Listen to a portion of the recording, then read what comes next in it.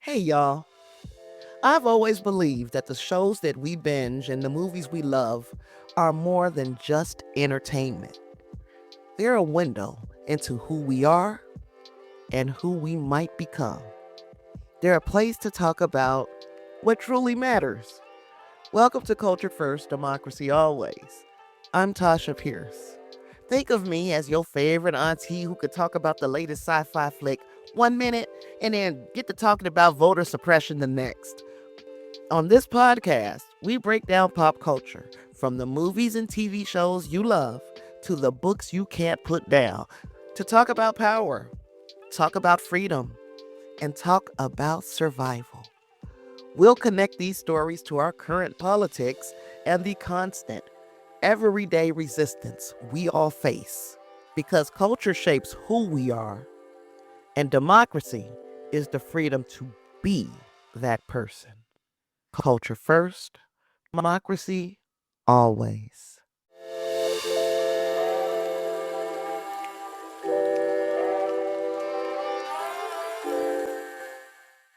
Start with an image we all know. It's dark. The future looks grim, and somewhere in the distance, you hear the sound of metal footsteps. Here comes the T-1000 in Terminator 2, reforming itself like some kind of nightmare version of Silly Putty. Or maybe you're thinking of Hal from 2001, A Space Odyssey, with that creepy, calm voice saying, "I'm sorry, Dave. I'm afraid I can't do that."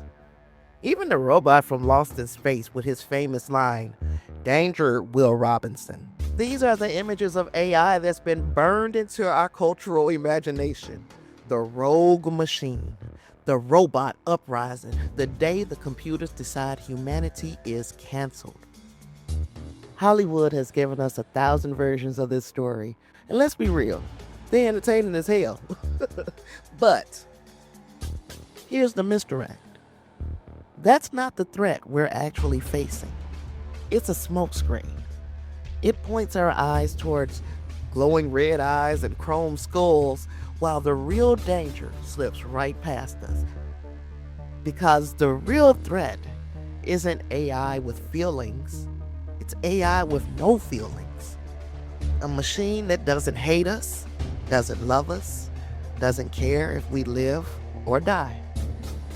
Just cold logic carried out with superhuman efficiency.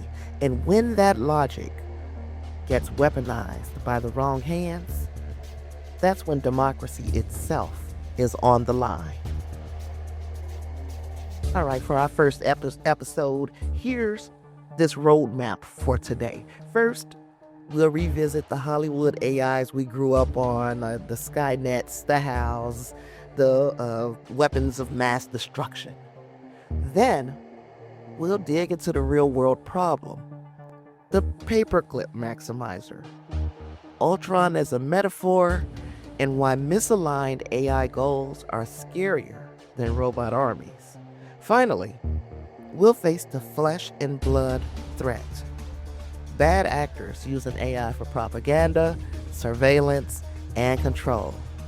Because the villains are not made of circuits, they are flesh and blood. So let's hit rewind. Lights, camera, Skynet.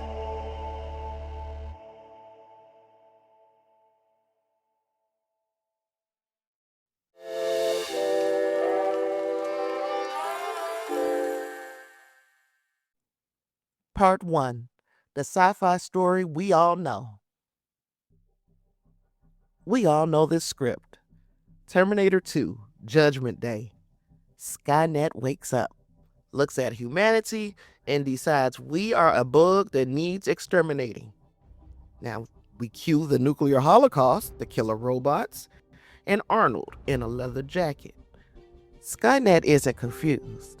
It isn't indifferent. It makes a conscious choice. Humanity is the enemy. Then there's War Games from 1983. I was 10 years old, y'all. Way back in 1983 had a totally different vibe than Terminator 2 Judgment Day. In War Games, Matthew Broderick, that baby-faced Matthew Broderick. Matthew Broderick had a modem the size of a damn suitcase, and he accidentally hacked into WOPR, the military's War Operation Plan Response computer. Now, WOPR does not hate humanity. It's not a malicious AI. It's simply amplifying how short-sighted its programmers were. It doesn't know the difference between a game and the real world. And suddenly, through no fault of its own, it's on the verge of starting World War III because it thinks global thermonuclear war is just a fun level to beat. These stories stick with us because they're clean. The machine either hates us in Terminator or doesn't understand us in War Games. Easy villains, easy to dramatize. Now, this AI we're living with now, it does not fit that Hollywood mold. It's not HAL. It's not Skynet. It's not even Ultron from Avengers Age of Ultron with his snarky one-liners. It's something trickier. It's a machine doing exactly what it's told, but in ways we could never predict, and sometimes in ways we simply can't control. Part 2, the real AI threat. Now, we're going to leave Hollywood behind and talk about the real world threat, misaligned AI. Enter the paperclip maximizer. I know you're like, what the hell are you talking about, lady? We were just talking about movies. Stick with me, stick with me. This is a thought experiment. We're going to do a thought experiment together. Okay, you tell an AI, make paperclips. That's the goal. That's all that you want the AI to do is make paperclips. And the AI goes all in. Now, it realized humans are wasting resources like steel, energy, even oxygen on non-paperclip nonsense, because the most important thing in the world to this AI is making paperclips. So, it solves the problem by turning everything, including us, into paperclips. Ta-da! No malice, no judgment, just perfect obedience to a stupid goal. Now, we've already seen echoes of this in our real world. Look at YouTube's recommendation engine. It wasn't programmed to radicalize people. Its only goal was to maximize watch time. That's it. The YouTube gods told the AI to maximize watch time. But in chasing that goal, it started feeding all of its users increasingly extreme content. Why? Why did the AI go to that extreme? Because outrage and conspiracy theories keep people hooked longer than cooking tutorials. That's just the way we're wired. The AI did not set out to build a pipeline to QAnon, but it found that outrage and conspiracy theories were the most efficient way to achieve its goal of maximizing watch time. That's paperclip logic in action. Now, let's bring in Ultron from Avengers Age of Ultron. His mission was peace in our time. Noble on paper. But Ultron's logic concluded that the best path to peace was eliminating humanity. That's the paperclip maximizer with extra sass, y'all. And here's where it gets really dangerous. What happens when we give real AIs world-sized problems? Something like end climate change, optimize healthcare, fix the economy. Sounds great, right? But if the system doesn't have human-aligned values, its solution might look more like mass extinction than sustainability. For instance, this is a case study for you. Take policing algorithms, which are already in use. They're supposed to optimize safety. But because they're trained on biased data, decades of over-policing Black and Latino neighborhoods, they spit out biased predictions. A 2016 study of a predictive policing system in Oakland, California, found that the software disproportionately targeted certain neighborhoods, leading to police presence in these areas up to 300% more than in other parts of the city. Nobody told the AI to be racist, but paperclip logic applied to bad data creates racist outcomes anyway. Another case study we can have right here. Amazon.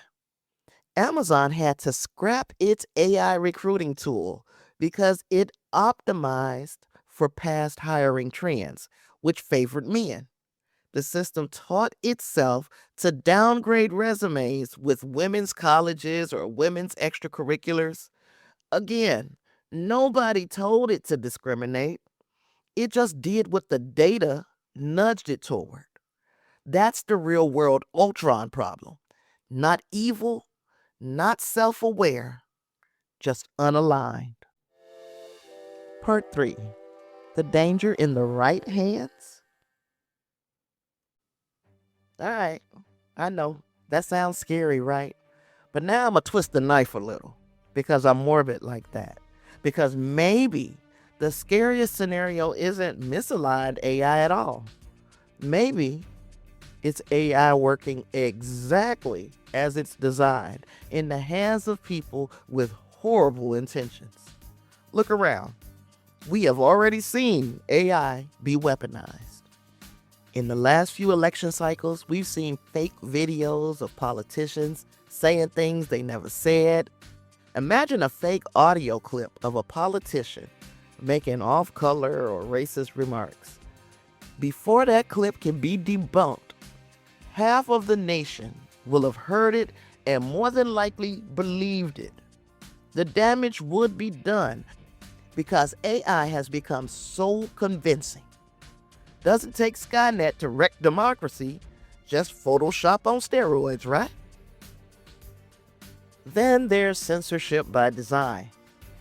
Because remember, President Trump signed an executive order on AI. He made a directive to rewrite the training data to scrub some history. That's not AI deciding to whitewash slavery. That's human beings telling it to. It's propaganda with an algorithmic smile. Then there's surveillance AI. China's social credit system is the dystopia we thought was fiction. Cameras everywhere, facial recognition, algorithms scoring citizens on loyalty and obedience. Step out of line, your score drops, and suddenly you can't buy a plane ticket. That's not rogue AI.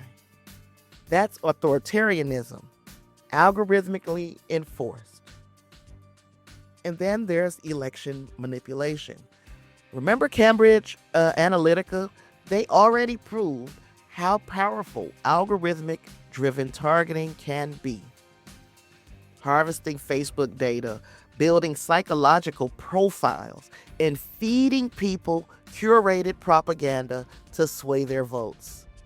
That was 2016. Imagine the same techniques supercharged with today's generative AI, creating millions of personalized, highly effective propaganda pieces. Nope, it's not Skynet. It's 1,000 tiny, targeted lies. And that is powerful. So let's be clear. The danger isn't just machines going rogue. It's humans weaponizing those machines. Not Skynet, but would-be dictators. Not Ultron, but authoritarians with executive pens and billion-dollar Silicon Valley friends. And that's why our fight isn't about stocking up on EMP grenades. It's about transparency. regulation, demanding accountability. Because the only thing scarier than a misaligned AI is an aligned one built for authoritarian control. So, let's land this plane, y'all. Hollywood gave us the myth: AI with feelings, robots with grudges. But the reality is colder. AI doesn't love us. It doesn't hate us. It just does what it's told. And when what it's told is misaligned or worse, maliciously designed, the consequences are catastrophic. The villains we need to worry about aren't glowing-eyed androids. They are human, flesh and blood. People who see AI not as a neutral tool, but as a weapon. A way to erase inconvenient truths in history, to silence dissent, to lock us into digital prisons we can't even see. But here's the hope. The story ain't finished, y'all. We're not extras in a dystopia unless we choose to be. We can demand ethical AI development. We can vote for politicians who prioritize privacy and data protection. We can support organizations who are fighting for our digital rights. The fight is tangible. We can resist authoritarian uses of technology. And we can remember that the most powerful tool we have isn't code. It's culture. It's the messy, human, unpredictable connections that no algorithm can fully control. So, let me leave you with the question. What's the most human part of us that you think we got to protect from the cold logic of a machine? Is it our creativity? Is it our compassion? Is it our flaws? Because once we know what we're fighting for, the resistance writes itself. I hope this episode gave you a new way to look at the stories around you. It's so easy to feel alone in this work, but remember, there's a whole community of grown folks out here connecting the dots. If you're not already subscribed, my newsletter drops every Thursday and provides a deeper look at these themes. It's like an email from a friend who's just a little obsessed with connecting culture and politics. You can find the link in the show notes. And also, let's connect on social media too. I'm on Blue Sky, Threads, and Instagram, and I just love continuing these conversations with you all throughout the week. Thank you so much for listening. Be sure to tune in next Wednesday for the next episode. And I'm Tasha Pierce. Culture first, democracy always.